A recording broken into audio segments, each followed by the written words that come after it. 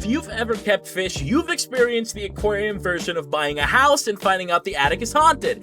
Except the ghost is alive and it's eating your other fish. Because at some point, every fish keeper hears the phrase, "Oh yeah, that fish is totally fine in a community tank." And then, boom, your tank becomes a true crime documentary. So today, we're talking about 5 fish that can instantly ruin your tank, and more importantly, how to fix it without turning your aquarium into a live-action apology video. To be clear, these fish aren't bad, they're just fish you don't buy unless your tank is also a legal document. Alright. Up first is the common pleco. Yes, the algae solution that grows into a driftwood-powered sewer system. Here's how it happens. You buy a tiny common pleco because it's cheap. It's labeled algae eater, and it's the size of a chicken nugget. Then, 6 months later, it's the size of a forearm, your glass looks worse than before, and your filter is crying. Here's why it ruins your tank. It has insane bioload for most setups. It eats a lot, but also poops like a factory. It can start eating slime coats on slow fish when underfed, and it cleans algae the way a lawnmower cleans your garden. Here's how to fix it.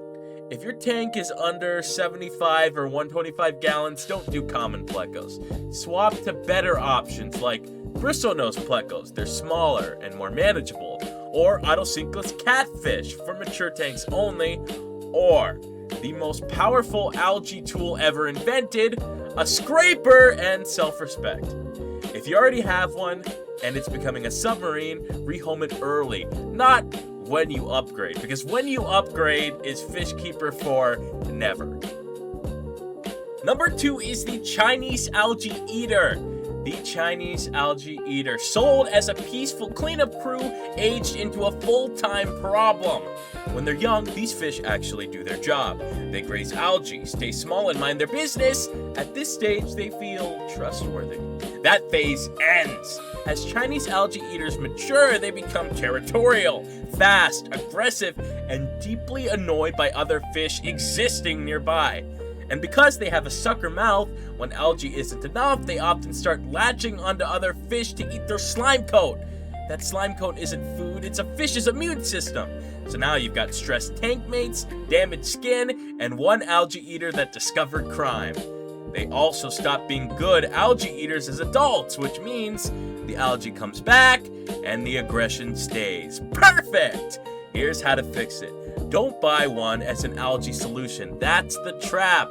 There's better options for that, like true Siamese algae eaters, bristlenose plecos, autocinkless, or manual algae removal, also known as owning hands. If you already have one, add cover to reduce chasing, feed adequately to reduce slime coat targeting, but understand this is a temporary fix. The real fix is rehoming, or a large, species-appropriate setup. Because once a Chinese algae eater grows up, your tank doesn't have an algae problem, it has a management problem. Number 3 is the Oscar. The fish everyone buys because it has a personality, and then acts shocked when that personality is main character. Oscars are smart. They recognize people, they beg, they interact. Unfortunately, they also grow fast, eat aggressively, and believe the entire tank is either food, competition, or furniture that needs rearranging immediately. When people add Oscars to community tanks, it works for about 3 weeks. That's the baby phase. After that, the Oscar realizes it's the largest thought-having object in the room. Here's why it ruins tanks. Oscars produce a massive bioload. They grow to 12 to 14 inches quickly, and they will eat smaller fish without hesitation. Even when they don't outright kill other fish, the stress alone can wipe out a tank. This aggression isn't for fun. It's territorial, intelligent dominance in a space that's usually too small. Here's how to fix it. Oscars aren't bad fish, they're just commitment fish. Here's the realistic minimums: 75 gallons for one, 125 plus for multiples, and even their tank mates must be chosen carefully. If you want Oscar energy with less destruction, Severums are often a better option. They're still big, still need space, but less chaos driven. If you already have an Oscar causing problems, remove incompatible tank mates, upgrade filtration immediately, or lean into a species focus tank. Because an Oscar doesn't ruin tanks by accident. It ruins tanks because it finally grew into what it was always going to be. Number 4 is the red-tailed catfish. A fish that ruins tanks by ruining your future plans. These are sold as cute little whiskered babies, usually next to the phrase, grows large. That phrase is doing a lot of unpaid labor. Because red-tailed catfish don't just get big, they get infrastructure size. Here's why it ruins tanks. Red-tailed catfish grow 3 to 4 feet long. They have mouths large enough to swallow anything they can physically fit. They produce a bioload best measured in regret. And they turn community tanks into feeding demonstrations. They don't chase fish. They don't harass fish.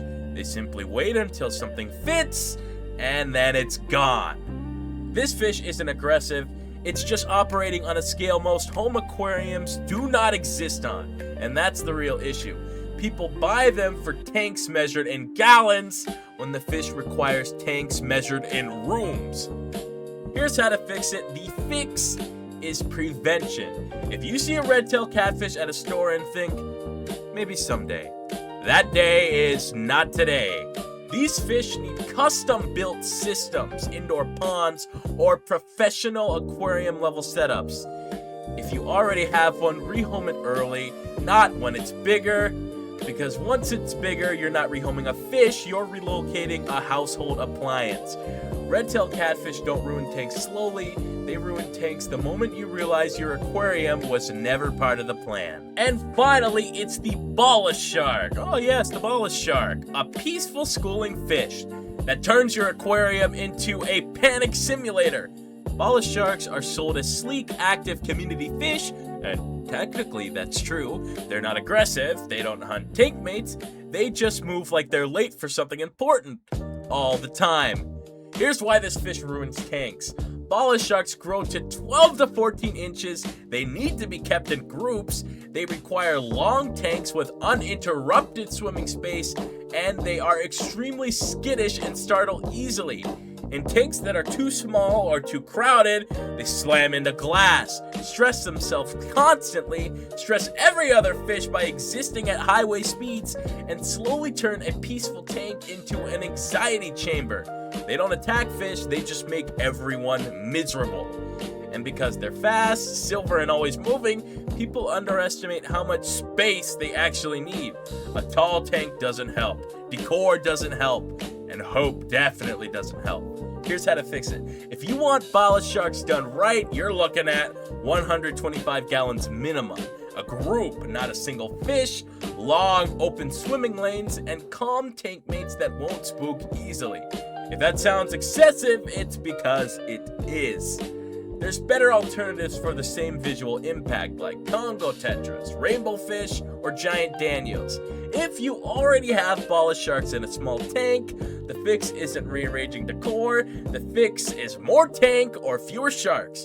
Because bala sharks don't ruin tanks by being violent, they ruin tanks by turning them into a place where nothing ever relaxes. So here's the thing, none of these fish are evil, they're not bad fish, they're not mistakes by default, they only ruin tanks when we treat them like decorations instead of decisions, because every one of these fish has the same problem.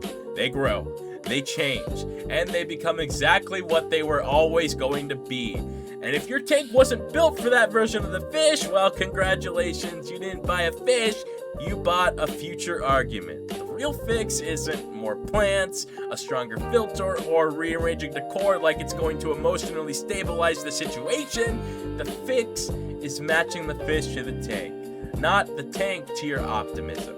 And if your tank is already being ruined by one of these fish, relax.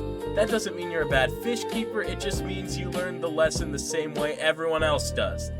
The expensive way. Anyway, I'm gonna do a water change and pretend this video wasn't about my past mistakes.